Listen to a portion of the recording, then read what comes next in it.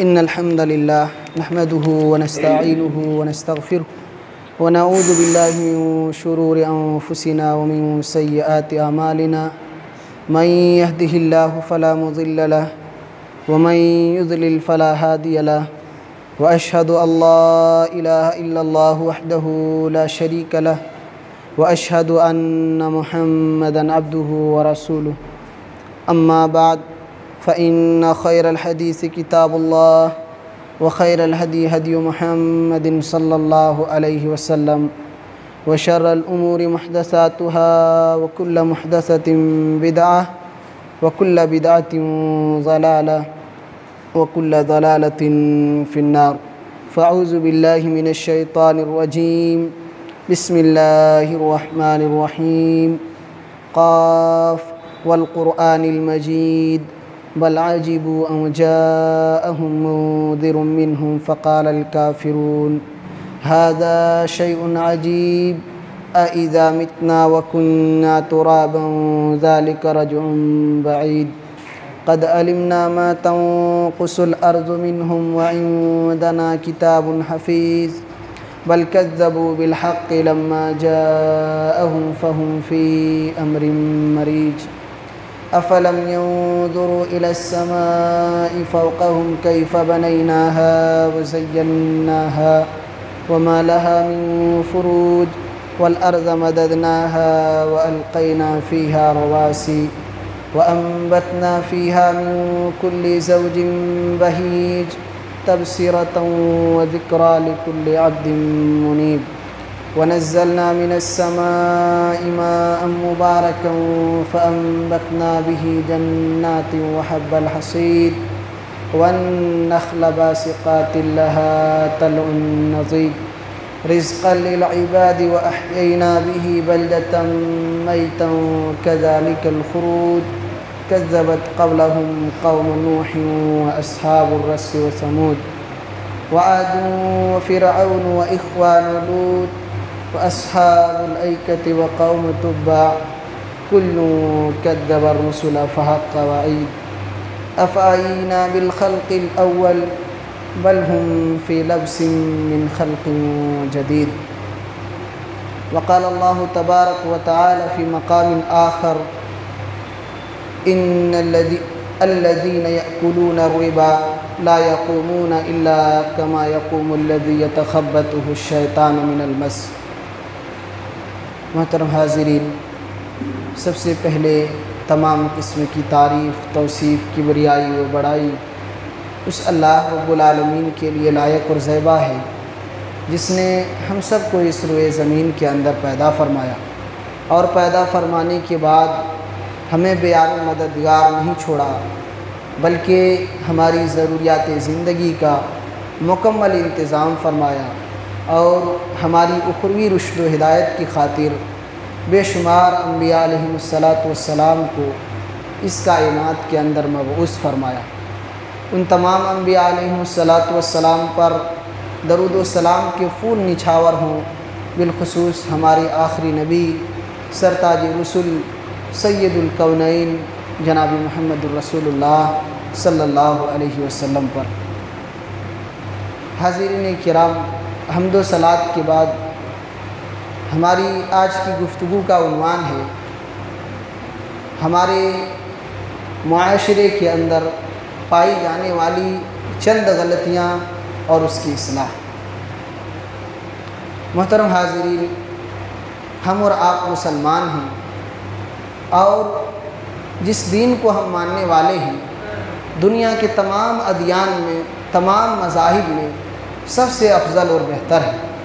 اس دین نے ہماری زندگی کے ہر موڑ پر ہمیں صحیح رہنمائی کی ہے، اچھا، بہتر اور سچائی اور نیکی کا راستہ بتایا ہے. ہر اس خیر اور بھلائی اور ہماری دنیا اور آخرت کی بہتری کی جانب نشاندہی کر دی ہے جس سے ہم اپنے آپ کو بہتر بنا سکتے ہیں. لیکن پھر بھی اگر ہماری دین کی تعلیمات کو دیکھا جائے اور پھر اپنے عمل کو دیکھا جائے تو آسمان و زمین کا فرق نظر آتا ہے. ہماری شریعت کچھ کہتی ہے لیکن ہمارے اعمال کچھ اور ہیں. ہم جان بوجھ کر کے اور کچھ جگہوں پر انجانے میں اپنی شریعت کی خلاف ورزی کرتے ہیں۔ آج کی اس گفتگو میں انشاءاللہ ہم کوشش کریں گے ہمارے علاقے کے اندر جو چند خرابیاں پائی جاتی ہیں، جو شرعی اعتبار سے غلط ہیں، گناہ کا کام ہے اور ہمارے علاقے میں موجود ہیں، ہم اس کی نشاندہی کریں گے اور انشاءاللہ ہم سب مل کر ان بتائی ہوئی باتوں پر عمل پیرا ہونے کی کوشش کریں گے۔ اللہ تعالیٰ سے دعا ہے کہ اللہ تعالیٰ ہمیں حق بات کہنے اور ہم سب کو اس پر عمل کرنے کی توفیق دے۔ محترم حاضرین، ایک بڑی خرابی جو ہمارے علاقے کے اندر پائی جاتی ہے عملی اعتبار سے، وہ ہے ہر بات پر قسمیں کھانا۔ ہر بات پر، چاہے چھوٹی بات ہو، بڑی بات ہو، بڑے مسائل ہوں، کہیں بھی ہوں، ہر ایک جگہ پر ہمارے مسلمان بھائیوں کو آپ دیکھیں گے کسی بھی بات کو بیان کرنے سے پہلے ڈھیر ساری قسمیں کھاتے ہیں۔ اس میں آپ ماں قسم، باپ قسم، تیری قسم، میری قسم، فلاں قسم، فلاں قسم، ڈھیر ساری ایسی قسمیں ہیں جو حرام اور ناجائز ہیں، اس لیے کہ قسم اللہ تعالیٰ کی ذات اور اس کے صفات کی اگر کھائی جائے تب تو ٹھیک ہے، ضرورت کے حد تک جائز ہے، لیکن اللہ کے علاوہ کسی اور کی قسم کھانا، چاہے وہ ماں ہو، باپ ہو، بیٹی ہو، بیٹا ہو، دنیا کی کوئی بھی چیز ہو، اگر انسان اللہ کی قسم کے علاوہ کوئی اور قسم کھاتا ہے تو ایسی صورت میں وہ شرک کرتا ہے۔ اللہ کے نبی صلی اللہ علیہ وسلم کے مشہور صحابی حضرت عبداللہ ابن عمر رضی اللہ عنہما کا واقعہ ہے۔ انہوں نے ایک شخص کو دیکھا کہ وہ قسم کھا کر یہ کہہ رہا ہے لا والکعبۃ، کہ قسم ہے کعبہ کی۔ اس پر عبداللہ ابن عمر رضی اللہ عنہما نے ان سے کہا کہ تمہیں یہ قسم نہیں کھانی چاہیے، اس لیے کہ میں نے اللہ کے حبیب صلی اللہ علیہ وسلم کو ارشاد فرماتے ہوئے سنا ہے من حلف بغیر اللہ فقد اشرک، کہ جو شخص اللہ کے علاوہ کسی اور کی قسم کھاتا ہے وہ شرک کرتا ہے۔ کعبہ تمام مسلمانوں کی نگاہ میں عظمت کا مقام ہے، دنیا کے تمام گھروں میں احترام کا گھر ہے، اور سارا انسان، دنیا کا ہر مسلمان احترام کی نگاہ سے اس کو دیکھتا ہے، لیکن صحابی رسول فرماتے ہیں یہ غیر اللہ کی قسم ہے، اور اللہ کے نبی صلی اللہ علیہ وسلم نے کہا کہ غیر اللہ کی قسم کھانا شرک ہے۔ اس لیے ہم اور آپ دن بھر میں کتنے مرتبہ یہ گناہ شرک کا کر رہے ہیں، ہمیں اندازہ نہیں ہوتا۔ ہر کسی سے بات کرتے ہیں، ماں قسم ہم ایسا نہیں کریں گے، باپ قسم ہم نے ایسا نہیں کیا ہے، کفن چھو کر کہتے ہیں ہم نے فلاں کام نہیں کیا ہے یا ایسا کریں گے، تو یہ سب حرام ہے، ناجائز ہے۔ اس لیے اپنے زبان کو کنٹرول میں رکھیں، ورنہ دنیا کا جو سب سے بڑا گناہ ہے شرک، اس گناہ میں آپ ملوث ہو جائیں گے۔ تو یہ کوئی معمولی بات نہیں ہے، آپ اپنی زبان کو اگر کنٹرول میں نہیں رکھیں گے نقصان آپ کا ہوگا، بھگتان آپ کو کرنا پڑے گا، قیامت کے دن حساب آپ کو دینی ہوگی، ہمیں کوئی فرق نہیں پڑے گا۔ اس لیے قسم کھانے کی کیا ضرورت ہے؟ آپ اگر سچے ہیں، آپ کی باتیں صحیح ہیں، آپ اگر اچھے انسان ہیں، آپ اپنے باتوں کو اعتماد میں لانے کی کوشش کیجئے، آپ اپنی زندگی کو اس انداز میں ڈھالیے کہ کوئی بھی بات آپ اگر کریں تو سننے والا فوراً کہے کہ ان کی باتوں میں جھوٹ نہیں ہوتی، ان کی باتیں غلط نہیں ہو سکتی، یہ سچائی کا عادی ہے، ایماندار انسان ہے اور یہ بھروسے کے قابل انسان ہے۔ تو اپنے آپ کو ایسا بنائیے، آپ اگر کسی بات کو ثابت کرنے کے لیے جھوٹی قسمیں کھائیں، غیر اللہ کی قسمیں کھائیں تو یہ گناہ کی بات ہے۔ لہذا پہلی ضرورت تو یہ ہے کہ آپ قسم کھانے سے پرہیز کریں، لیکن اگر وقت پڑے، ضرورت پڑے، کسی بات میں تقویت پیدا کرنے کے لیے، کسی بات کو منوانے کے لیے اور وہ بات صحیح ہوں، تو ایسی صورت میں اللہ تعالیٰ کی سچی قسم کھائیں، اللہ کی ذات یا اس کی صفات کی قسمیں کھائیں، اس سے آپ گناہ سے بچ سکتے ہیں۔ تو یہ پہلی خرابی ہے، اپنی زبان کو کنٹرول میں نہیں رکھیں گے تو برباد ہو جائے گی۔ دوسری جو خرابی ہمارے معاشرے کے اندر ہے اور جس کی اصلاح کی سخت ضرورت ہے وہ ہے ایک دوسرے کو گالی دینا۔ بڑی عام بات ہے، بڑی عام بات ہے، اور آپ کو اگر اندازہ کرنا ہو، ثواب اندازہ کیے ہوئے ہوں گے، اگر موڑ پر بیٹھ جائیں، آپ صرف 10 منٹ کے لیے بیٹھیں اور گالیوں کو گننا شروع کریں، گالیوں کو گننا شروع کر دیں، آپ گن نہیں سکتے۔ میں 10 منٹ کی بات کر رہا ہوں اور آپ اندازہ لگا لیجئے، سن لیجئے، دیکھ لیجئے وہاں جا کر کے، یہ مسلمان ہیں جبکہ دوسرے لوگ بھی نہیں رہتے، گالی دینے والے بھی مسلمان، گالی سننے والے بھی مسلمان، گالی کو رواج دینے والے بھی مسلمان، سب مسلمان ہیں، اور وہ بھی دعویٰ ہے پکا مسلمان ہے۔ جنت تو ہمارے گھر کی امانت ہے، ہم کو ملنی ہی ملنی ہے۔ میرے بھائیوں، گناہ بہت ہی خطرناک ہے انسان کی زندگی میں، اور یہ جو گالی گلوچ ہیں، ایک مسلمان کو گالی دینا سنگین جرم ہے۔ اللہ کے نبی صلی اللہ علیہ وسلم فرماتے ہیں سباب المسلم فسوق وقتالہ کفر، صحیح بخاری کی روایت ہے۔ ایک مسلمان کو گالی دینا فسق ہے، اللہ کی نافرمانی ہے، اور ایک مسلمان سے لڑائی جھگڑا کرنا یہ کافرانہ عمل ہے۔ اللہ کے نبی صلی اللہ علیہ وسلم نے اس حدیث کے اندر فرمایا کہ اللہ کی نافرمانی ہے، اللہ کے حکم کی خلاف ورزی ہے ایک مسلمان کو گالی دینا، اور یہ عام بات ہے۔ ہر شخص، چاہے چچا بھتیجا کا رشتہ ہو، دوست کا رشتہ ہو، اور دادا پوتے کا رشتہ ہو، ہنسی مذاق کے دوسرے رشتے ہوں، یا یوں ہی آپس میں لین دین چلتا ہو، لیکن گالی کو گناہ سمجھتے ہی نہیں ہیں، وہ تو دعا اور نیکی سمجھ کر کے کیا جا رہا ہے۔ میرے بھائیوں، یہ بربادی ہے آپ کے لیے۔ آپ چاہے جو سمجھ کر کے گالی دیں، لیکن گالی کا گناہ آپ کو ملنے والا ہے۔ آپ کے کردار اس سے خراب ہوں گے، آپ کی زندگی اس سے خراب ہوگی۔ چاہے آپ مذاق میں گالی دیں یا کسی اور وجہ سے گالی دیں، وہ آپ گناہ آپ کو ملنی ہی ملنی ہے، کوئی نہیں بچا سکتا، کوئی نہیں بچا سکتا۔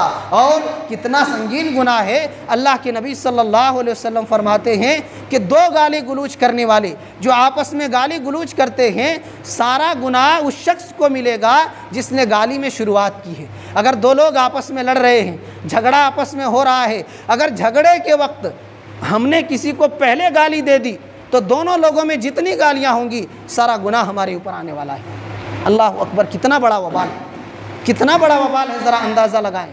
دو لوگ جتنے وقت لڑیں گے، آج ایک ایک لڑائی اگر ہو جاتی ہے تو ہفتے تک، مہینے تک وہ لڑائی چلتی ہے۔ اللہ کے نبی صلی اللہ علیہ وسلم فرماتے ہیں دو گالی گلوچ کرنے والوں میں جو پہلے گالی دیتا ہے تو دونوں کا گناہ اسی کو ملتا ہے۔ آپ اپنے گناہ کا بھگتان تو کریں گے ہی، دوسرے کا گناہ بھی آپ ہی کے سر پر لادا جائے گا۔ اللہ کے نبی صلی اللہ علیہ وسلم کی ایک اور حدیث ہے، نبی صلی اللہ علیہ وسلم فرماتے ہیں اگر دونوں گالی گلوچ کرنے والا دونوں ایک دوسرے پر جھوٹا الزام لگاتا ہے، دونوں بد زبانی کرتا ہے، غلط زبان استعمال کرتا ہے، تو ایسی صورت میں اس وقت وہ دونوں شیطان ہیں کہ شیطان ان دونوں کے اوپر سوار ہو گیا ہے، وہ مومن نہیں ہے، اس کے اندر ایمان باقی نہیں ہے۔ ورنہ ایمان والا ایک دوسرے کو گالی گلوچ نہیں کر سکتا، ایک دوسرے کو برا بھلا نہیں کہہ سکتا۔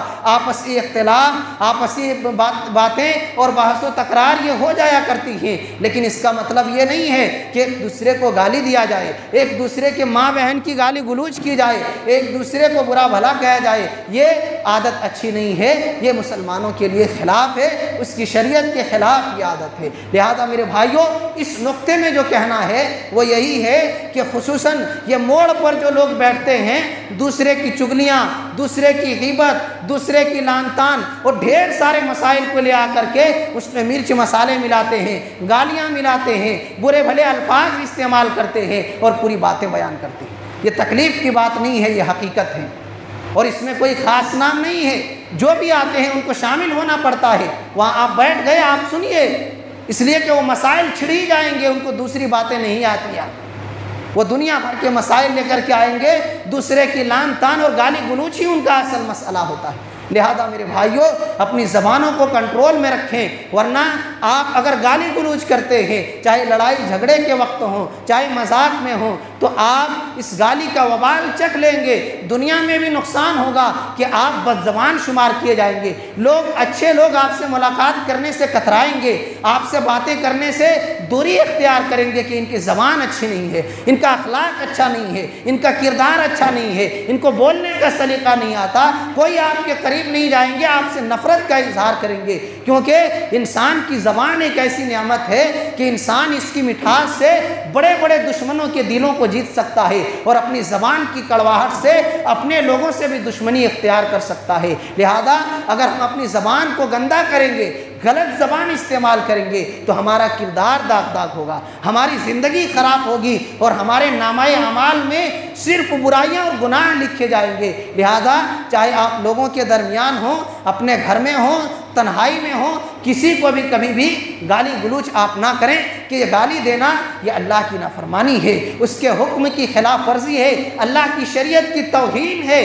کہ جس اسلام نے ہمیں اچھی تہذیب اور اچھے ثقافت سے نوازا ہے، محبت اور اخوت و بھائی چارگی کی تعلیم دی ہے، اسی اسلام کے ماننے والے آج نفرت میں، عداوت میں، ایک دوسرے سے بغض میں اس قدر آگے بڑھ چکے ہیں کہ غلط زبان ایک مسلمان بھائی کے تئیں استعمال کرتا ہے۔ لہذا میرے بھائیوں، اپنی زبانوں کو اچھا بنائیں، اچھی باتیں زبانوں سے ادا کریں، اس لیے کہ نبی کائنات صلی اللہ علیہ وسلم فرماتے ہیں کہ سب سے زیادہ انسان اگر جہنم میں ڈالے جائیں گے تو صرف اور صرف اپنی زبان کی خرابی کی وجہ سے، اپنی زبان کی تراشیدہ باتوں کی وجہ سے، اپنی زبان کے غلط استعمال کی وجہ سے سب سے زیادہ لوگ جہنم میں ڈالے جائیں گے۔ میرے بھائیوں، اگر زبان کو کنٹرول میں نہیں رکھیں گے تو جہنم آپ کے استقبال کے لیے تیار ہے، کوئی نہیں بچا سکتا۔ جب آپ کا کردار، آپ کے اعمال سارے بیکار ہو چکے ہیں تو ظاہر سی بات ہے جہنم ہی آپ کا ٹھکانہ ہے۔ لہذا میرے بھائیوں، اپنے زبانوں کی حفاظت کریں۔ اللہ کے حبیب فرماتے ہیں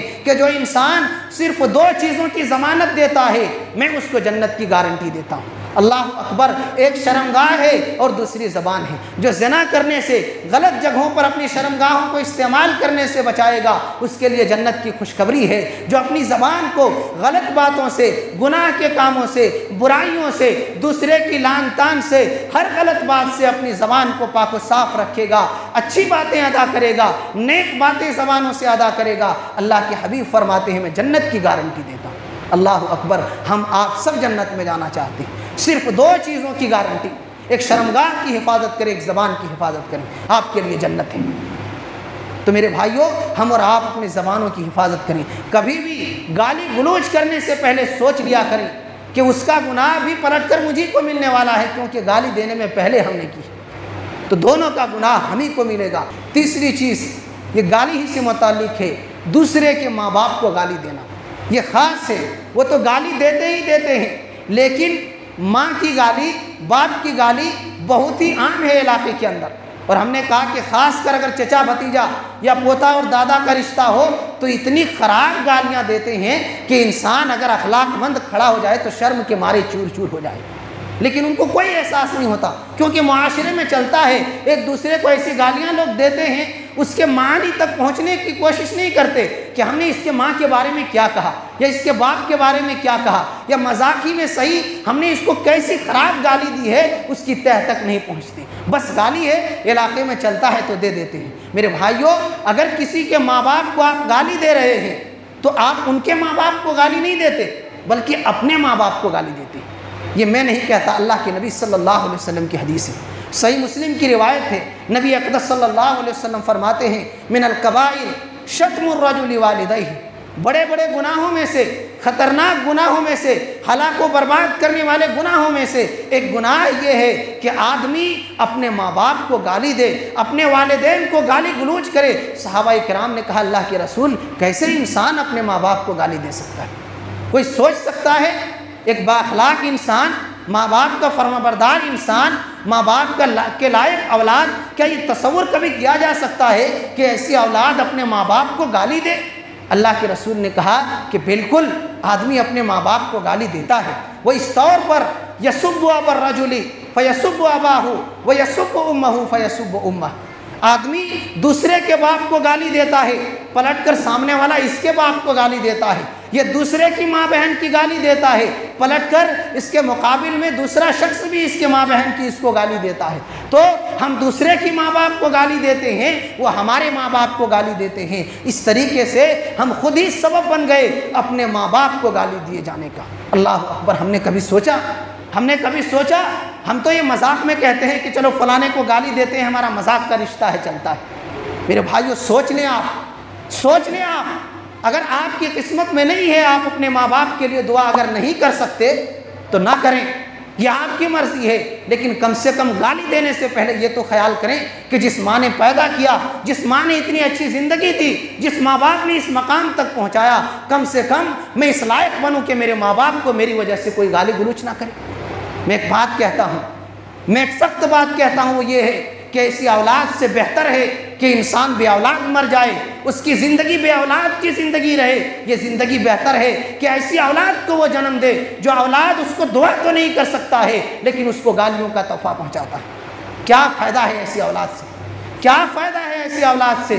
میرے بھائیوں، یہ ماں باپ بڑی انمول نعمت ہیں۔ آپ اگر دعا نہیں کر سکتے ذرا اندازہ لگائیں کتنے ایسے ہمارے بھائی ہیں جن کے ماں باپ اس دنیا سے جا چکے ہیں۔ آج ان کے ماں باپ کو ان کی دعاؤں کی ضرورت تھی کہ بڑی محنتوں سے، مشقتوں سے، بڑے پیار سے ان کو پالا تھا۔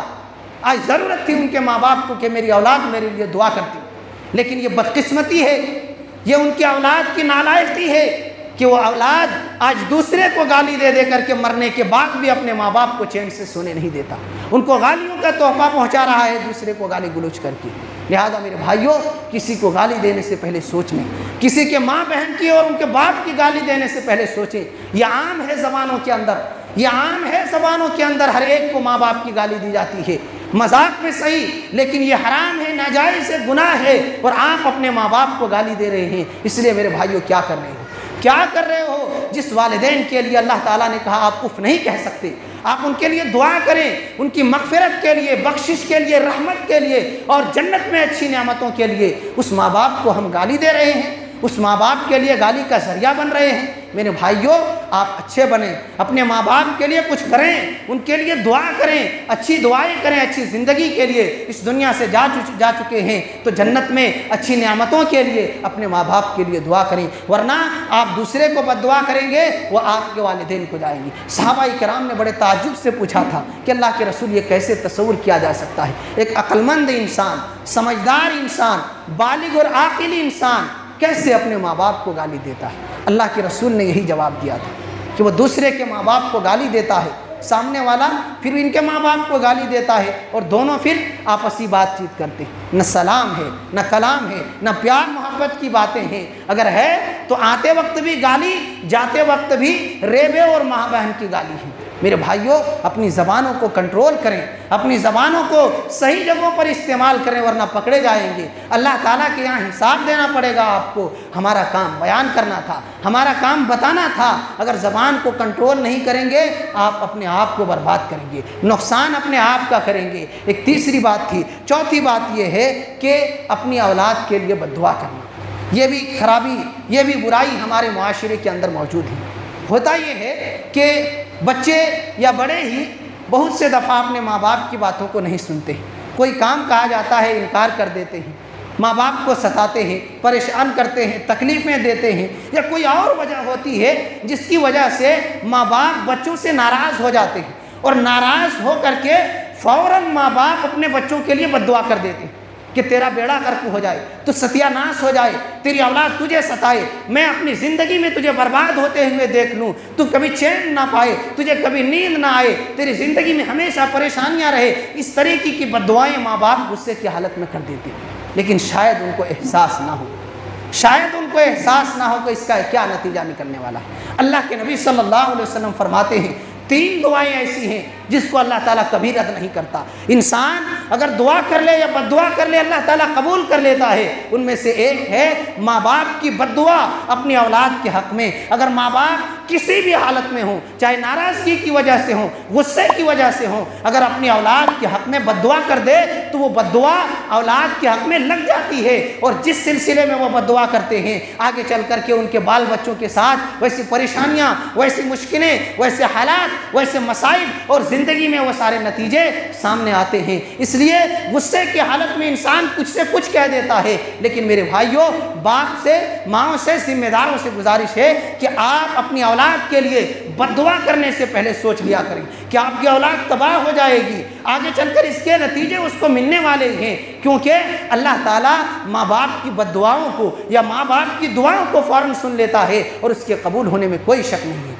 آپ ناراض ہیں ابھی، ہو سکتا ہے آگے چل کر آپ کو پچھتاوا ہو، اور بہت سے والدین کو ہوتا ہے کہ فلاں وقت اگر میں نے اپنے بچے کے لیے یہ بد دعا نہ کی ہوتی تو آج ہمارے بچے کی یہ حالت نہیں ہوتی۔ آج اگر بچے گاڑیاں عموماً تیز ہی چلاتے ہیں، ماں باپ یہی کہہ دیتے ہیں کہ تم مر ہی کیوں نہیں جاتا، فلاں جگہ ایکسیڈنٹ ہوا تھا، مر جاتا تو بہتر تھا، یا تم مر جائے اسی ایکسیڈنٹ میں۔ تو اس طریقے کی بد دعائیں بھی کرتے ہیں۔ اللہ کے نبی صلی اللہ علیہ وسلم فرماتے ہیں، صحیح روایت ہے، لا تدعوا علی انفسکم ولا تدعوا علی اولادکم ولا تدعوا على اموالکم لا توافقوا من اللہ ساعة يسأل فيها عطاء فيستجيب لكم۔ اے لوگو، اپنے آپ کے لیے، اپنی ذات کے لیے، اپنی زندگی اور اپنے نفس کے لیے کبھی بد دعا نہ کرو، اور اپنی اولاد کے لیے کبھی بد دعا نہ کرو، اور اپنے مال و جائیداد کے لیے کبھی بد دعا نہ کرو۔ اس لیے بد دعا نہ کرو کہ ہو سکتا ہے تم بد دعا کر رہے ہو اور یہ ایسی گھڑی ہو جو دعاؤں کی قبولیت کا ہو، ایسا وقت ہو جب دعائیں سنی جاتی تھیں، اور آپ کی یہ بد دعا، آپ کی یہ پکار اللہ تعالیٰ سن لے، اور آپ کے بچوں کو بربادی سے، آپ کی زندگی کی بربادی سے پھر آپ کو کوئی نہیں روک سکتا۔ اس لیے میرے بھائیوں، اگر آپ ناراض بھی ہوں اپنے بچے سے تو ناراضگی کی حالت میں بھی دعا دیا کریں۔ امام کعبہ شیخ سدیس حفظہ اللہ کے بارے میں آتا ہے کہ بچپن میں ان کی ماں نے ناراضگی کی وجہ سے ان کو بد دعا کرتے ہوئے جو عموماً بد دعا کرتے ہیں، ناراضگی کی وجہ سے ان کی ماں نے ان کے لیے یہ دعا کی کہ جا بیٹا، اللہ تجھے کعبہ کا امام بنائے۔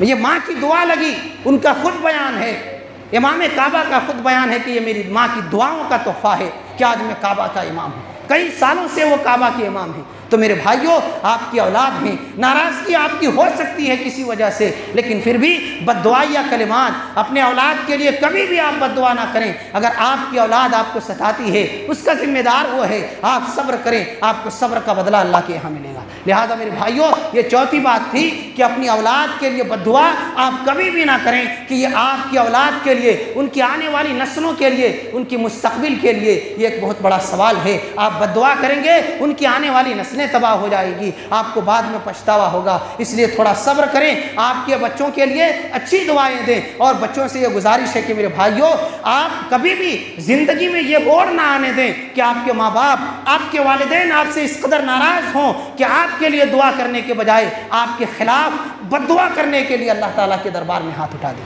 ایسا موقع کبھی نہ دیں، ایسی گھڑی کبھی آپ کی زندگی میں نہ آئے کہ آپ کے ماں باپ آپ سے اس قدر ناراض ہوں، اتنا شدید غصہ ہوں اور اتنے پریشان ہوں کہ آپ کے لیے بد دعا کر دیں۔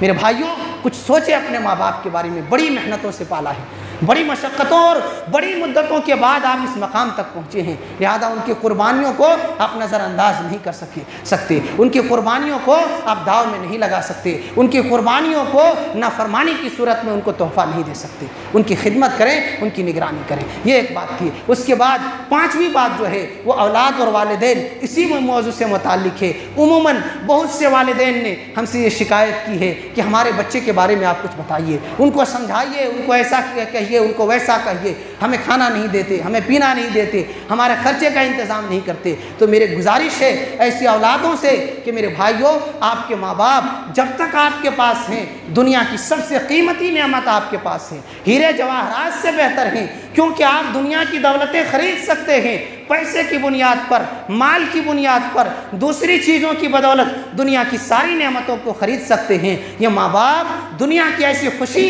ایسی نعمت اور ایسا تحفہ ہے کہ اگر ایک مرتبہ اس دنیا سے چلے گئے، آپ اپنے آپ کو ترستے رہ جائیں گے، کبھی بھی یہ نعمت دوبارہ نہیں ملے گی۔ اور یہ معمولی نعمت نہیں ہے، ان کی خدمت میں آپ کے لیے جنت ہے۔ اللہ کے حبیب صلی اللہ علیہ وسلم سے ایک صحابی آتے ہیں اور کہتے ہیں، اللہ کے رسول، میں جنگ لڑنے کے لیے جانا چاہتا ہوں۔ جہاد کوئی معمولی بات نہیں تھی، اللہ کے دین کی سربلندی کے لیے جان کو قربان کرنے کا جذبہ پیش کرنا اور قربانی دینے کے لیے تیار رہنا اور جانے کی اجازت چاہنا، یہ بہت بڑی ہمت اور حوصلے کی بات تھی۔ لیکن اللہ کے نبی صلی اللہ علیہ وسلم نے ان سے کہا کہ مجھے یہ بتاؤ، تمہاری ماں ابھی زندہ ہے؟ کہا اللہ کے رسول، میری ماں زندہ ہے۔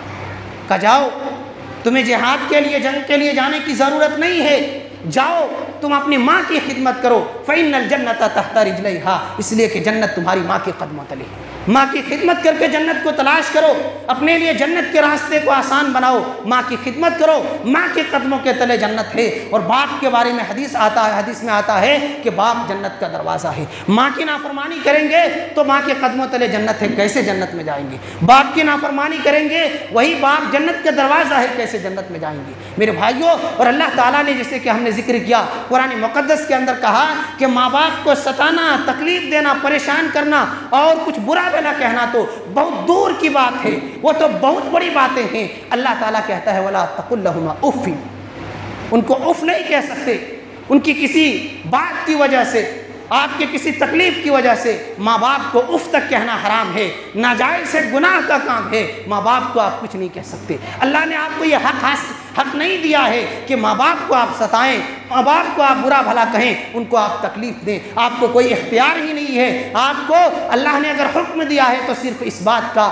کہ ان کی خدمت کریں، محبت کے ساتھ ان کے ساتھ پیش آئیں، اچھا برتاؤ کریں ان کے ساتھ، اور ان کی خدمت کر کے اپنے آپ کو جنت کا حقدار بنائیں۔ تو میرے بھائیوں، تمام اولاد سے گزارش ہے کہ ماں باپ نے کتنی مشقت سے آپ کو پالا ہے۔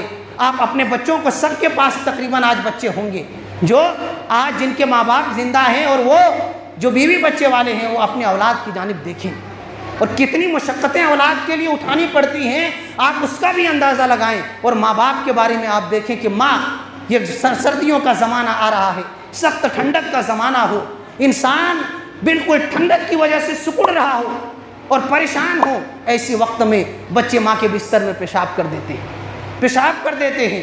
ایسے خطرناک اور ایسے سخت حالت میں بھی ماں اسی بھیگی بستر پر سو جاتی ہے، اسی بستر پر سو جاتی ہے، اور بچے کے لیے اچھے اور سوکھے بستر کا انتظام کرتی ہے۔ یہ ماں ہے، یہ اس کی ممتا اور اس کی محبت ہے، اور اولاد کے لیے، اولاد کی بہتری کے لیے اور اس کے سکھ کے لیے یہ ماں کا جتن ہے اور اس کی کوشش ہے۔ اور باپ کی بات کریں تو باپ تو پوری جوانی کو داؤ میں لگا دیتا ہے، پوری جوانی کیا، پوری زندگی کو کھپا دیتا ہے، اولاد کے لیے کچھ کر سکوں، اولاد کے لیے گھر کا انتظام کر سکوں، اولاد کے لیے اچھی زندگی کا انتظام کر سکوں، بال بچے کو اچھے کھانے پینے کا انتظام کر سکوں۔ اس لیے ماں باپ اپنی پوری زندگی کو لگا دیتے ہیں، اور نتیجہ کیا ملتا ہے؟ وہ اولاد بڑھاپے میں جب سہارے کی ضرورت ان کو پڑتی ہے تو گھر سے نکال دیتی ہے یہ نالائق اولاد، ماں باپ کو ستاتی ہے یہ بدمعاش اولاد، اور ماں باپ کو کھانے پینے میں پریشان کرتی ہے، اور اپنی زندگی کے لیے بیوی کے بہکاوے میں آ کر ماں باپ کو ستاتی ہے یہ اولاد۔ کتنے نالائق ہیں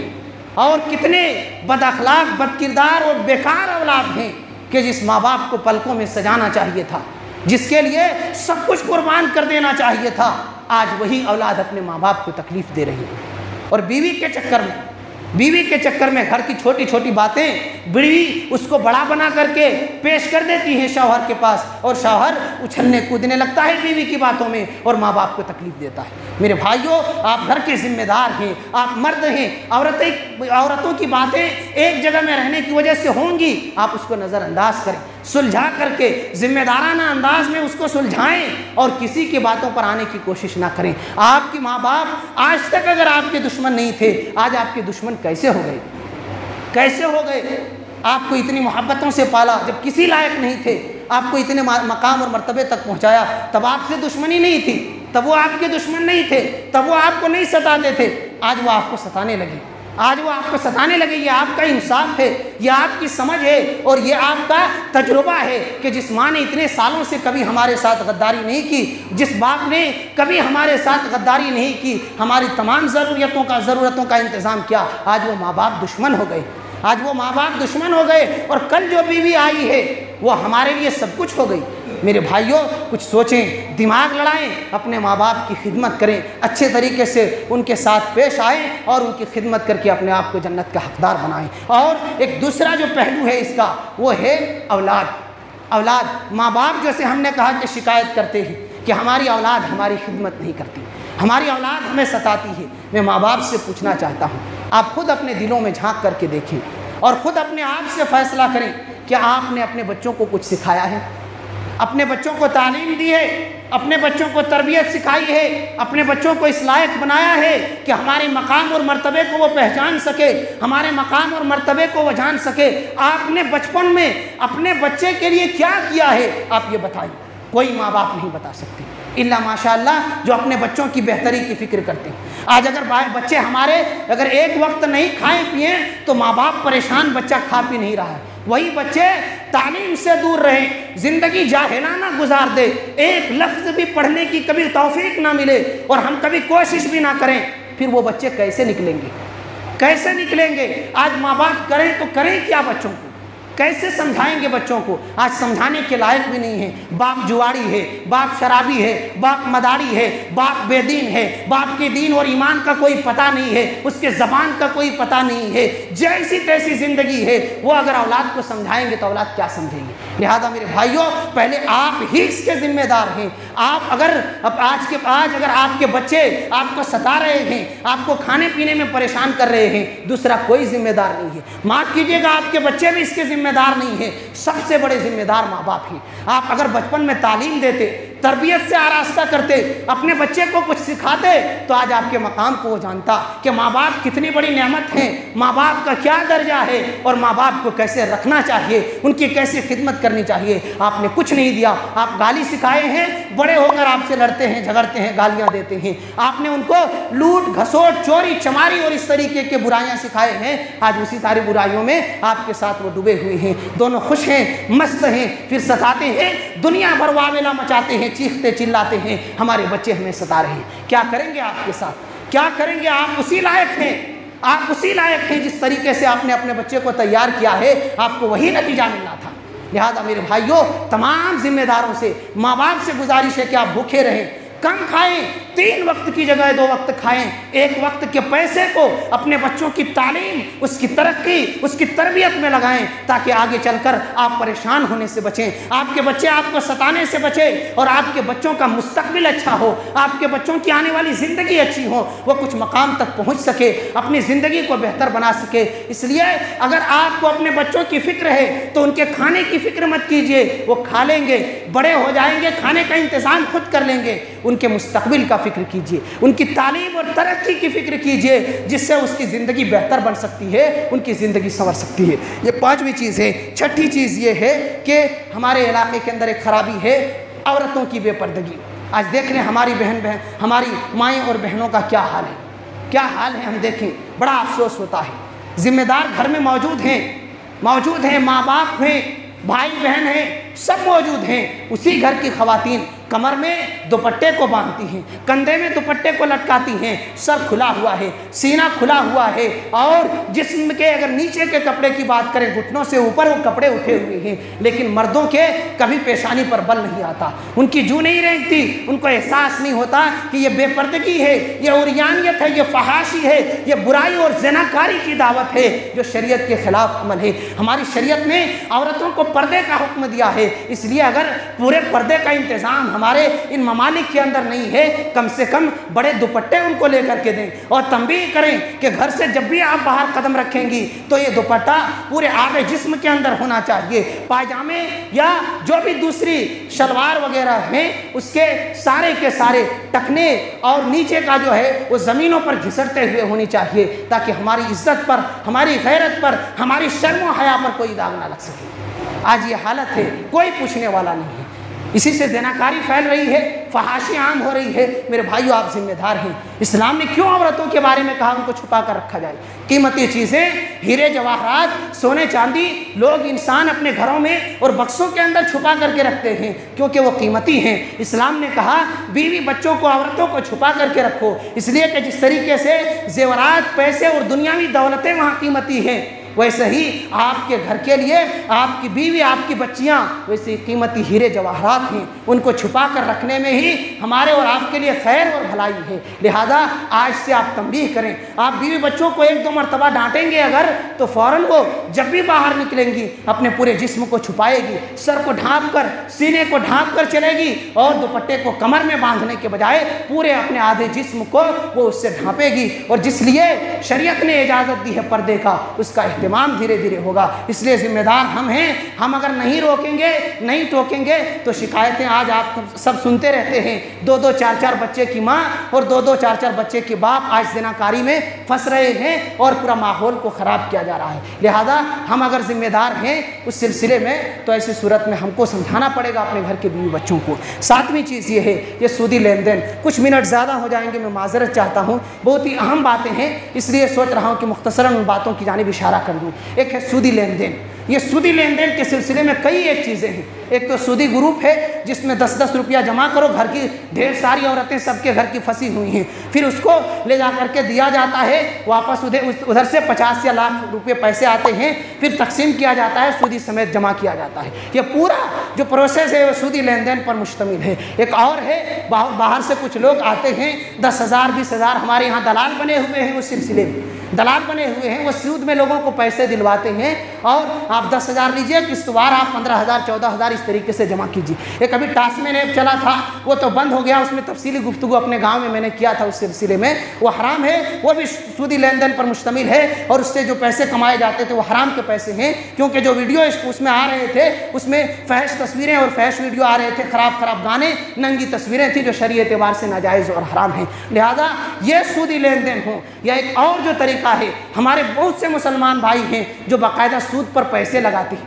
آپ کو ضرورت ہے، آئیے ہمارے پاس 20,000 50,000 60,000 جتنا چاہیے ہم آپ کو دے رہے ہیں، پھر دھیرے دھیرے آپ سود سمیت لوٹائیے ہمیں۔ یہ مسلمانوں میں رواج عام ہے۔ میرے بھائیوں، آپ نے سود کی مذمت اور سود کی خطرناکی کو کبھی سنا ہے کہ نہیں سنا ہے؟ سنا ہے کہ نہیں سنا ہے؟ یہ اللہ اور اس کے رسول سے جنگ کا اعلان ہے۔ اللہ تعالیٰ فرماتا ہے اگر تم لوگ سودی لین دین چھوڑتے نہیں تو اللہ اور اس کے رسول سے لڑائی کرنے کے لیے، جنگ لڑنے کے لیے تیار ہو جاؤ۔ کوئی مسلمان سوچ بھی نہیں سکتا اللہ سے مقابلہ کرنے کی کس کے اندر طاقت ہے؟ کس کے اندر طاقت ہے؟ وہ تو کائنات کا مالک ہے، کائنات کا بادشاہ ہے، تمام لوگوں کا ذمہ دار اور پوری کائنات کا مالک ہے۔ کون ہے جو اس کے سامنے ٹس سے مس ہو سکے اور اپنی زبان کو حرکت میں دے سکے؟ ہم اس سے جنگ کر سکتے ہیں، لیکن قرآن کہتا ہے اگر سود لینا دینا بند نہیں کرتے تو پھر اللہ سے لڑنے کے لیے، مقابلہ کرنے کے لیے تیار ہو جاؤ۔ اللہ کے نبی صلی اللہ علیہ وسلم نے لعنت بھیجی ہے ایسے لوگوں پر جو سودی لین دین کرتے ہیں۔ لعن رسول اللہ صلی اللہ علیہ وسلم آکل الربا وموکلہ وشاہدہ وکاتبہ وہم سواء۔ اللہ کے نبی صلی اللہ علیہ وسلم فرماتے ہیں سود کھانے والا، سود دینے والا، سود کو لکھنے والا، سود پر گواہی دینے والا، سب کے سب اللہ اور اس کے رسول کے لعنت کے مستحق ہیں اور گناہ میں سب کے سب برابر ہیں۔ آج بہت سے لوگ یہ کہتے ہیں کہ چلو میرے پاس مجبوری ہے، سود دینا حرام ہے لیکن مجبوری میں لینا جائز تو ہو سکتا ہے۔ جائز تو ہے مولوی صاحب، جائز تو ہے کیونکہ ہمارے پاس مجبوری ہے، فلاں بیماری، فلاں پریشانی ہے۔ میرے بھائیوں، حدیث کہتی ہے سب کے سب برابر ہیں، سب کے سب برابر ہیں، وہم سواء۔ لینے والا بھی، دینے والا بھی، لکھنے والا بھی، گواہی دینے والا بھی، سب اللہ اور اس کے رسول کے لعنت کے مستحق ہیں۔ اور قرآن کہتا ہے یمحق اللہ الربا ویربی الصدقات، اللہ سود کو مٹاتا ہے۔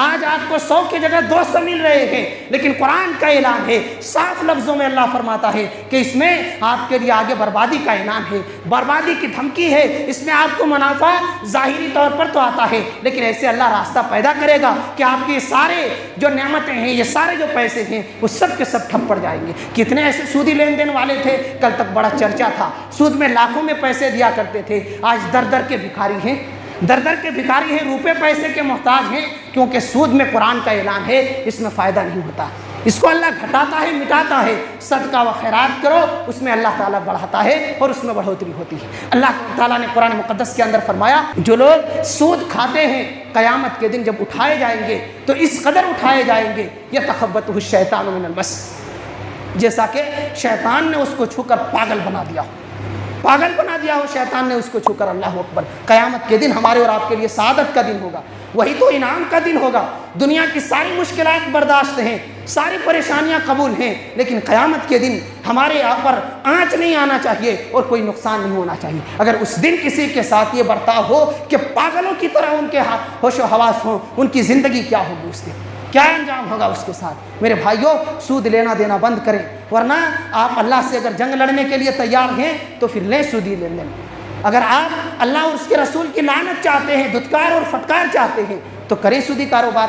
اگر آپ اپنی تجارت کو مٹانا چاہتے ہیں، اپنے گھر کی بربادی چاہتے ہیں تو کریں سودی تجارت۔ اور ساتھ ہی ساتھ اللہ تعالیٰ نے کہا وَأَحَلَّ اللَّهُ الْبَيْعَ وَحَرَّمَ الرِّبَا، اللہ تعالیٰ نے خرید و فروخت کو، تجارت کو حلال کیا ہے اور سود کو حرام کیا ہے۔ لہذا میرے بھائیوں، کم کھائیں، روکھی سکھی زندگی گزاریں، لیکن حلال تجارت کریں، حلال جگہوں پر پیسوں کو لگائیں اور حلال جگہوں سے پیسے لیا کریں، نہ سود لیں، نہ سود دیں، نہ سودی لین دین میں کسی کی مدد کریں، ورنہ سب کے سب گناہ میں برابر ہوں گے۔ ایک اور بات ہے، وہ ہے ناچ گانے اور فلمیں۔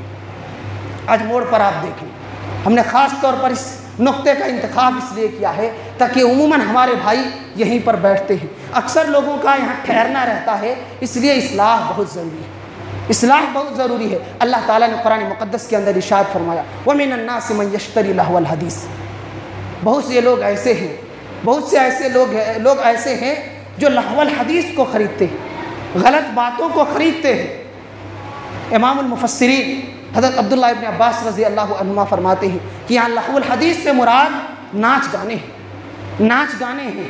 آج دیکھ لیں ہم ٹی وی وغیرہ موبائل وغیرہ کتنے میں خرید کر لا رہے ہیں, 20,000 30,000 میں خرید رہے ہیں. اس میں کیا کر رہے ہیں؟ گانے سن رہے ہیں. اس میں کیا کر رہے ہیں؟ فلمیں دیکھ رہے ہیں. اس میں کیا چل رہے ہیں؟ ڈی جے چل رہے ہیں. یہ کیا ہے؟ اللہ تعالیٰ قرآن مقدس کے اندر فرماتا ہے کچھ لوگ ایسے ہیں جو لہو الحدیث کو خریدتے ہیں تاکہ لوگوں کو صراط مستقیم سے روکے, صحیح راستے سے روکے. آج دیکھ لیں لوگوں کی حالت, آج دیکھ لیں لوگوں کی حالت. میں بڑی معذرت کے ساتھ یہ کہنا چاہتا ہوں کہ بہت سے لوگ ایک تو خود ہی دیکھتے ہیں, وہ تو وبال ہے ہی ہے, کچھ لوگ لگاتے ہیں, بڑی بڑی ٹی ویاں لگاتے ہیں, لوگ وہاں دیکھنے کے لیے آتے ہیں, وہاں دیکھنے کے لیے آتے ہیں. تو میں یہاں ان کو یہ سمجھانا چاہتا ہوں کہ اگر آپ کے پاس 10 لوگ آ کر دیکھ رہے ہیں, آپ نے گانا لگایا ہے یا ہمارے موبائل میں کسی نے گانا لگایا, اگر 10 لوگ اس گانے کو دیکھ رہے ہیں, آپ کے گناہ کے ساتھ ساتھ 10 لوگوں کا گناہ آپ کو ملے گا, کیونکہ آپ ذریعہ بنے ہیں, آپ اس گانے کو دکھانے کا سبب بنے ہیں. آپ نہیں ہوتے تو وہ گانا نہیں دیکھتے, آپ سبب بنے ہیں. اس لیے اگر 10 لوگوں نے وہ گانے دیکھے ہیں, وہ فلمیں دیکھی ہیں وہ 10 لوگوں نے, تو 10 لوگوں کا گناہ آپ کو ملے گا. 20 لوگ اگر بیٹھے ہیں 20 لوگوں کا گناہ ملے گا. 50 لوگ اگر بیٹھ کر کے دیکھ رہے ہیں تو 50 لوگ اگر وہ گانے سنے ہیں تو یہاں سننے کا تو گناہ ملے گا. اب جتنے وہ بار گنگنائیں گے, چونکہ گانے سب کی زبانوں پر آج عام ہیں, وہ یہاں بھی گنگناتے ہیں, اچھا لگا تو پورے دوستوں میں شیئر کرتے ہیں, فلاں جگہ یہ فلم دیکھی تھی ہم نے, یا فلاں گانا دیکھا تھا بڑا اچھا لگا, سرچ کر کے دیکھو. سب کے پاس موبائل ہے. اس طریقے سے ایک آدمی ہزاروں لوگوں تک یہ گانے اور یہ فحش چیزیں اور یہ فلمیں پھیلاتا ہے, تو وہ 1000 لوگوں کا گناہ جس نے بتایا تھا, جو ذریعہ اور سبب بنا تھا, اس کو ملنے والا ہے. اللہ اکبر. میرے بھائیو کچھ سوچیں ذرا, ہم اپنے گناہ کا بوجھ نہیں ڈھو سکتے. دن میں اتنے گناہ ہمارے نامہ اعمال میں ہیں کہ صرف اپنے گناہ کو ہم نہیں ڈھو سکتے. اگر تمام لوگوں کے, اتنے لوگوں کے گناہ اگر ہمارے سر پر لادا جائے, کیا حالت ہوگی ہماری, کیا حالت ہوگی میرے بھائیو. سوچو ذرا, سوچو. آپ کا کاروبار ہے, کاروبار اپنی جگہ ہے, ہمیں گانے دکھانے, فلمیں دکھانے, ناچ دکھانے, دوسری چیزیں دکھانے کی کیا ضرورت ہے. لہذا آپ دوسروں کی لالچ میں یا دوسروں کو بیٹھنے کے چکر میں آپ اپنے آپ کو گناہ میں نہ ڈالیں. کیوں برباد کریں گے؟ ہماری تجارت حلال ہے, محنت کرتے ہیں, پسینہ بہاتے ہیں اور کچھ کمانے کی کوشش کر رہے ہیں. اتنی محنت کر کے اپنی حلال تجارت میں حرام کی ملاوٹ کیوں کریں گے؟ اپنے آپ کو گناہ میں کیوں ڈالیں گے؟ اس لیے اگر ایسا کرتے ہیں, اور خصوصاً میں نے اس لیے کہا کہ ہمارے مسلمان بھائیوں کے دکانوں میں یہ حالت ہے, غیروں کی دکانوں میں نہیں ہے. غیر مسلموں کی دکانیں ان چیزوں سے خالی ہیں, یہ مسلمانوں کی دکانوں کا حال ہے. کیا کہا جائے؟ اگر مسلمان یہ تعلیم دیں گے, جبکہ ہونا یہ چاہیے, ہمارے پاس ٹی وی ہے, ویڈیو ہے, موبائل ہے, قرآن کی آیتیں لگائیں, جس کو سننا ہے سنیں گے, نہیں سننا رہے گا, ناشتہ پانی کریں گے, کھائیں گے, پیئیں گے, تھوڑی دیر ٹھہریں گے, اپنی ضرورت کو پوری کر کے چلے جائیں گے. جتنا ملے گا ہم کو فائدہ ملے گا, جو سن کر جائیں گے ان کو فائدہ ملے گا, اور کم سے کم ہماری زندگی تو اچھائی کے ساتھ جڑی رہے گی. لیکن یہ نہیں کرتے ہمارے مسلمان بھائی. تھوڑی سی لذت کے لیے, دنیاوی چاشنی اور دنیاوی لذت کے لیے آخرت کو داؤ پر اور آخرت کی بربادی پر لگے ہوئے ہیں. میرے بھائیوں اپنے آخرت کو بچائیں. اور ایک بات ہے, ارطغرل الغازی کے سلسلے میں بہت سے بھائیوں نے ہم سے سوال کیا, تو یہ سیریل دیکھنا بھی شرعی اعتبار سے صحیح نہیں. بہت سے بھائی ہمارے یہاں نماز پڑھ کر کے جاتے ہیں, دوسری جگہوں سے بھی آتے ہیں, ان کو شاید پتہ نہ ہو, وہ دیکھتے ہیں کہ اسلامی تاریخ اس میں بتایا جا رہا ہے, جبکہ حقیقت یہ ہے کہ ایسی جتنی بھی سیریلیں بنائی جاتی ہیں, ایک تو پوری اسلامی تاریخ اس میں صحیح طور پر نہیں رہتی ہے, آدھی سچی ہے تو آدھی جھوٹی ہیں. جب تک اس میں بناوٹی قصے کہانیوں کو داخل نہیں کیا جائے, ان کی یہ فلمیں بنتے نہیں ہیں. اور دوسرا یہ کہ ہمارے رول ماڈل ایسے لوگ ہو سکتے ہیں, ایسے گرے ہوئے جو دنیا کی فحاشی پھیلاتے ہوں, دنیا بھر کی بے حیائی کو پھیلانے والے ہمارے لیے نمونہ بن سکتے ہیں, اور ان سے ہم ایمانی قوت ملتا ہے, جذبہ ملتا ہے. بیکار کی باتیں. جس انسان کو, جس مسلمان کو قرآن سے کوئی نصیحت نہ ملے, قرآن کے پیغام سے اس کا دل نہ پگھلتا ہو, وہ ایسے سیریل سے دل کو پگھلائیں گے, وہ ایسے سیریل سے ایمان کو تازہ کریں گے. بیکار کی باتیں ہیں جو ہمارے لیے ایمان کو تازہ کرنے والی چیزیں ہیں. اگر اس سے ایمان تازہ نہیں ہو سکتا تو دنیا کی دوسری چیزوں سے کبھی ایمان تازہ نہیں ہو سکتا ہے. لہذا یہ دوسری چیز ہے. تیسری چیز اس سلسلے میں مختصراً یہ ہے کہ اس سیریل کے اندر بہت سے احباب نے ہم کو ذکر کیا, چونکہ کئی سالوں سے آ رہے ہیں, کئی تحریروں میں پڑھنے کو ملا ہے کہ اس سیریل کے اندر جو ڈرامہ نگار ہیں, یہ دونوں فحاشی کرتے ہیں, جگہ جگہ پر بے حیائی کے سینس ہیں, اور عشق و محبت کی جھوٹی داستان اس میں بیان کی گئی ہے. ہمارے اسلام تو اس کی اجازت نہیں دیتا. عورت بے پردگی کے ساتھ, عریانیت کے ساتھ اپنے حسن کا اظہار کرتے ہوئے پورے فلم میں نظر آتی ہیں. پورے فلم میں نظر آتی ہیں اور اس کو اسلام سے جوڑا جا رہا ہے۔ نعوذ باللہ من ذالک۔ اسلام تو پاکیزگی کی تعلیم دیتا ہے، عورتوں کے پردے کی تعلیم دیتا ہے، اس میں اس طریقے سے عورتوں کے جسم کی نمائش کا کوئی حق نہیں ہے اور کوئی بھی اجازت نہیں ہے۔ لہذا میرے بھائیوں، یہ سیریل دیکھنا بھی شرعی اعتبار سے صحیح نہیں ہے، اور اس کا ایک اور بڑا نقصان، زندگی 60 سے 70 سالہ ہے، یہ سیریل ایک 2 گھنٹے کا ایک سیریل ہے، اور اس طریقے سے 150 سے پار میں پڑھا، آج تو پتہ چلا کہ 150 سے پار چلے گئے ہیں۔ انسان اپنی زندگی کا اتنا حصہ ان بیکار کاموں میں برباد کرے، یہ اس کی زندگی کی تباہی کا اعلان ہے۔ لہذا میرے بھائیوں، جتنے دکاندار ہیں خصوصاً، یہ ان سے کوئی ذاتی دشمنی نہیں ہے، محبت کے تئیں، اخلاص کے تئیں اور ان کے اصلاح کے غرض سے یہ کہنا چاہتا ہوں کہ ہم مسلمان ہیں، ہمارے پاس بیٹھنے والے لوگ بھی مسلمان ہیں، اس لیے قرآنی آیات لگائیں ترجمے کے ساتھ، کوئی اچھی تقریر ہے وہ لگائیں، اور دوسری جو قرآنی آیات کی تلاوت ہیں، اچھے پیغام ہیں، اور حرم کیا ہر وقت لائیو چلتا ہے، سب سے مقدس جگہ ہے، اس کا لائیو سیٹلائٹ سے آج کل سب سسٹم موجود ہے، وہ سب سیٹ کریں، اچھی چیزوں کو عام کریں، اور ہندوستانی بڑے پیمانے پر IPLUS TV موجود ہے، وہ 24 گھنٹے اس کے پروگرام چلتے رہتے ہیں، اس پروگرام کو عام کریں، دنیا بھر کے سارے مسائل سے متعلق اس میں پروگرام ہیں، آپ بھی نیکی کمائیں گے، وہاں بیٹھنے والے کھائیں گے بھی اور نیکی بھی کمائیں گے، دونوں کو فائدہ ہوگا۔ ہو سکتا ہے اللہ تعالیٰ آپ کے اسی کام کو نجات کا ذریعہ بنا دے، کیونکہ 50 لوگ اگر اچھی چیز دیکھ کے جائیں گے تو اچھائی کا 50 لوگوں کا ثواب آپ کو بھی ملے گا، جتنا وہ پھیلائیں گے سب کا ثواب آپ کو بھی ملے گا۔ تو آپ کو طے کرنا ہے، گناہ پھیلائیں گے سارے لوگوں کا گناہ آپ کو بھی اٹھانا پڑے گا، اچھائی کو پھیلائیں گے سارے لوگوں کی اچھائی کا ایک حصہ آپ کو ملنے والا ہے۔ آخری بات، ہمارے پڑوسی ہمارے ساتھ رہتے ہیں، ہم ان کو تکلیف نہ دیں کہ یہ بہت بڑا گناہ ہے۔ اللہ کے رسول کے سامنے ایک عورت کا تذکرہ کیا کہ اللہ کے رسول ایک عورت ہے، بڑی عبادت گزار، نیکیوں میں بڑے آگے، صدقہ و خیرات میں بڑے آگے، لیکن اللہ کے رسول ایک خرابی ہے اس عورت کا کیا خرابی ہے؟ غیر انہا تؤذی جیرانہا بلسانہا، اللہ کے رسول اپنی زبان سے وہ اپنے پڑوسی کو تکلیف پہنچاتی ہے۔ اللہ کے رسول صلی اللہ علیہ وسلم نے صاف لفظوں میں کہا ہے فی النار، وہ عورت جہنمی ہے، وہ عورت جنتی نہیں ہے، جہنمی ہے۔ ان کا اخلاق، ان کا کردار، ان کی عادتیں اور پڑوسیوں کو ستانا، یہ اس بات کا ثبوت ہے کہ وہ جنت میں نہیں جا سکتی ہے۔ کہ اللہ کے رسول ایک اور خاتون ہے، وہ اس کے مقابلے میں کم عبادت کرتی ہیں، صدقہ و خیرات بھی کم کرتی ہیں، صرف فرائض کا اہتمام کرتی ہیں، لیکن خوبی ہے وہ اپنے پڑوسی کو نہیں ستاتی۔ اللہ کے رسول نے کہا وہ جنتی ہے، وہ جنتی ہے، اور قسمیں کھا کر اللہ کے رسول نے کہا وہ اس کا ایمان مکمل نہیں ہے، وہ مومن نہیں ہو سکتا جس کی پریشانی سے اس کا پڑوسی محفوظ نہیں ہو۔ لہذا میرے بھائیوں، ایک جگہ رہنے کی وجہ سے چھوٹی بڑی باتیں ہو جاتی ہیں، لہذا اچھے انداز میں محبت کے ساتھ ان مسائل کو سلجھائیں۔ گالی گلوچ کرنے، لڑائی جھگڑے کرنے، آپس میں لڑنے جھگڑنے سے مسائل حل نہیں ہوں گے۔ پڑوسی سے نفرت نہ کریں، ہمارے لیے محبت کا پیغام ہے، ایک جگہ ہمیشہ رہنا ہے، اس لیے چھوٹی بڑی باتوں کو ایک دوسرے سے برداشت کر کے جینے کی عادت ڈالیں اور محبت کو عام کریں، اسی سے علاقے میں تبدیلی آئے گی، بہتری آئے گی۔ اللہ تعالیٰ سے دعا ہے کہ یہ جو باتیں بتائی گئی ہیں، اللہ تعالیٰ ان تمام باتوں پر ہم سب کو عمل پیرا ہونے کی توفیق عنایت کر، آمین۔ سبحان ربک رب العزت عما یصفون وسلام علی المرسلین والحمد للہ رب العالمین۔